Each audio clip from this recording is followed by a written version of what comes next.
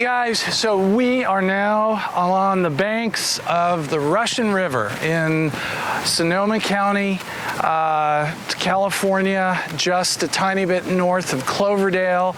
So we have covered 575 miles along 101, going all the way from basically Tillamook, Oregon, all the way along the Oregon coast, and then into a little more inland once we hit California.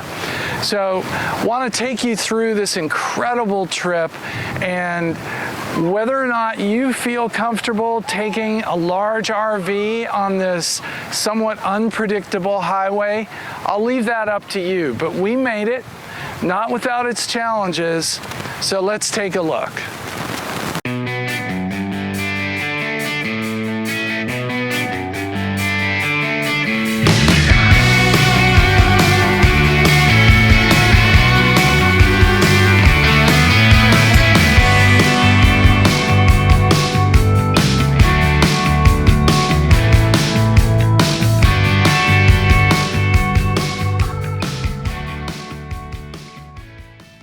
So as I mentioned, we just drove a total 575 miles along Highway 101, which is known as the Pacific Coast Highway, through inland Northern California and some of Oregon. It's known as the Redwood Highway. So the rationale, the reason being, is that in Oregon, for the most part, the highway runs right along the coast. And driving, you experience some of the most beautiful rock beaches, sand beaches, cliffs, along with incredible forests. And it's just breathtaking. All throughout Oregon, the highway is basically 2 lanes with some passing lanes. There are a couple of steep hills, definitely plenty of corners.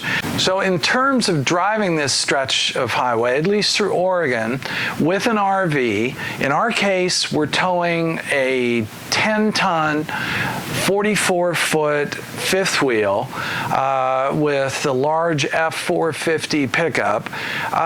We didn't have much of it. Wasn't that difficult. It wasn't the easiest driving. You definitely need to pay attention the entire time. It's certainly different than driving an interstate where you're able to just cruise, tick down the miles, and not have to concern yourself with very thin shoulders in a lot of places. As I mentioned, lots of curves. And things like fuel stops and rest stops are definitely a little more challenging. You don't have the conveniences that you have on an interstate. But the payoff is you're driving one of the most incredible sections of highway in America. Now, we first stopped at Pacific City 1,000 Trails, and the campground is the 1,000 Trails in the Pacific Northwest are known for being really tight, small campgrounds in terms of the site size. The roads are super thin. Access to these campgrounds is really difficult with a large rig. Also, the infrastructure of these campgrounds is very antiquated. But you're half mile from the beach or less. A walk, a trail crossing over 101 or across 101, and then boom, you're on the beach. I mean, what could be better? We loved it. despite the difficulty of getting our rig parked. Then we move further south to South Jetty, Thousand Trails. The campground is a little larger. The access to sites was a little easier, but the same issues with antiquation as far as 50 amp. I don't recall whether we had it, but no sewer. So we purchased a portable tank at this point, recognizing we're going to probably run into this a lot, and that's been a huge help. So we don't have to worry any longer about campgrounds that don't have sewer. We just fill up the tanks, maybe several times, but we empty our tanks directly into the dump site while leaving the rig right where it is.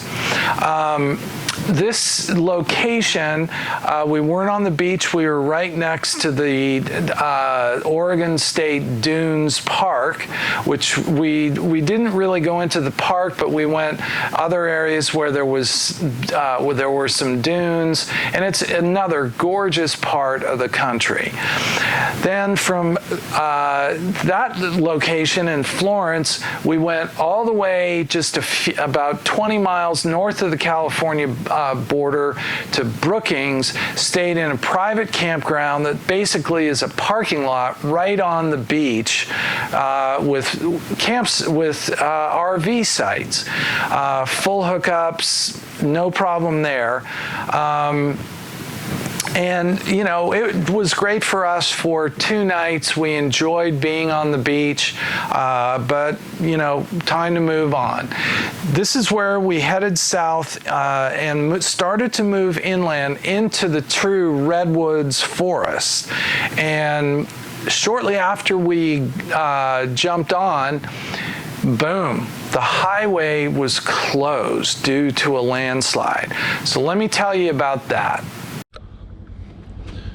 Well, this is something you don't see very often. The highway, Pacific Coast Highway, known, I guess, as the Redwood Highway in this section of California, and doesn't take a genius to figure out why. It is absolutely gorgeous, and it's also absolutely closed. And we had no idea. We have 230 miles ahead, but due to a landslide that occurred a number of weeks ago, they have the highway closed in order to clean it up. So, lesson learned. Whenever you're traveling pretty much any route, like right now, Interstate 70 is closed in Colorado in both directions. So that's at Glenwood Canyon, which would disrupt travel between the Western Slope, Grand Junction, and Denver. I have no idea how truckers are getting through, or RV traffic, or anybody. I guess you would have to deviate. It would take hours to get from Grand Junction to Denver right now, longer than it normally would. And we're right now delayed 3 hours. I think we came at just about the worst time. Had we known about this, we would have left earlier, because the deadline, the closure began about an hour and a half before we hit, which we easily could have done. So fast forward, it's now almost 3 hours later. We're still parked. They're going to release us. So, man, planning would have saved us 3.5 hours today. But the good news is we sat in our RV while everyone else was sitting in cars, and we watched a movie. We took some pictures around here because it is gorgeous. Look at these trees.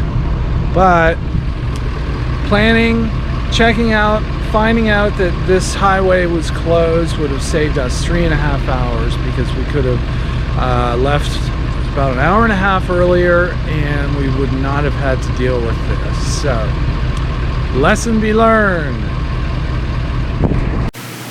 So, after we moved on past the highway closure and the landslide, we ran along the coast for a bit until we got to Eureka, California, and then we moved inland. The trees started to thin out a little bit, and the highway, we really started getting the feeling that we were in California. And then as we moved into past Eureka and into the Redwood Forest, it was a whole nother type of gorgeous. We're no longer along the coast, but neither Chris nor I had ever been in the Redwood Forest, and the size of some of these trees is absolutely spectacular. That, along with some gorgeous rolling mountains, made the scenery unbelievable. But now the highway changes from 2-lane and thin curvies up to 4-lane highways, typically going in and out of one of the communities along 101. When we went through Eureka, for instance, it was almost like a 4-way or a 4-lane. It was a parkway, almost like an interstate. But then, boom, we're back in 2 lanes and some pretty twisty roads and some extreme inclines and hills. There were quite a few 6% grades, which makes it tough if you're hauling a fifth wheel as far as braking is concerned. And I would assume a Class A as well. But again, we made it. Now, this gets into trip planning that I was just talking about at the closure. So what we ended up having to do after being delayed for what actually turned into almost 4 hours was we decided that we would stop prior to getting to the destination that we're at now at Russian River, Thousand Trails, was to make a stop at a small private RV park that we really didn't know much about, other than they said they had a vacancy, which kind of made us a little suspect because it was a Friday night in California, and as most of you know, getting a reservation anywhere is almost impossible. But we found this slot, and as it turned out, there were only about 6 sites on this small private campground. There was 30 amp service, sewer, water, but it was really tight getting in. And we missed the exit to the turnoff to the campground, and so we had to do a U-turn. Long story, but we literally had to pull the RV through a ditch. Safely made it, no damage, but then into this RV slot, and it was super tight, but we made it. This allowed us to get into our Russian River Thousand Trails midday so that we would have our best selection of campgrounds from those that were checking out that day. That's kind of a game that you have to play with Thousand Trails campgrounds because they're first come, first serve. So if you hit the campground right around noon when most people have checked out and the typical check-in time is noon to 1 o'clock, you're going to have your greatest selection. And as it turned out, we were in a super tight slot for this rig, but it totally works. We're real happy with the campground. And now we're in wine country. We're right along the Russian River, and we're here for a couple more days, and we'll be heading further south through Sonoma County, into Napa County, and then into the Oakland area, and then we'll be heading east towards Yosemite. So we've got a little further to go, and our journey on 101, but it's been nothing short of spectacular. And to be honest, I wouldn't hesitate to recommend it to most moderately experienced RVers. I don't know that it would be the first highway or the first route that you'd want to take as a newbie, but we handled it just fine. Most experienced RVers are going to have no difficulty at all. And as I've been saying, the payoff for us has been incredible scenery, some great campgrounds along the way, and we've passed dozens of RV campgrounds, looking from, pretty minimal to some really nice resorts.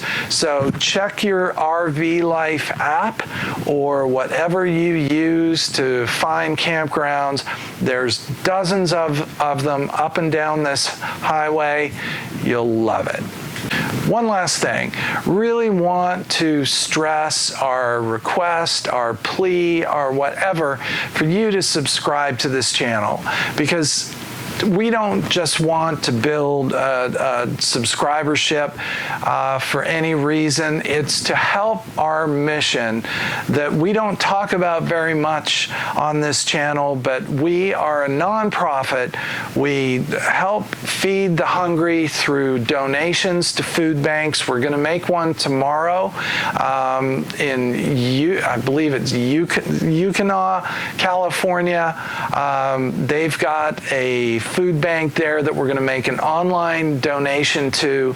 So by building our subscribers on YouTube, we hope one day to be able to offset the costs incurred in this adventure. And in doing so, we're helping people that really need a drop in the bucket, and that's all we want to be. So please subscribe. It'll really help. Thanks from Rolling Help.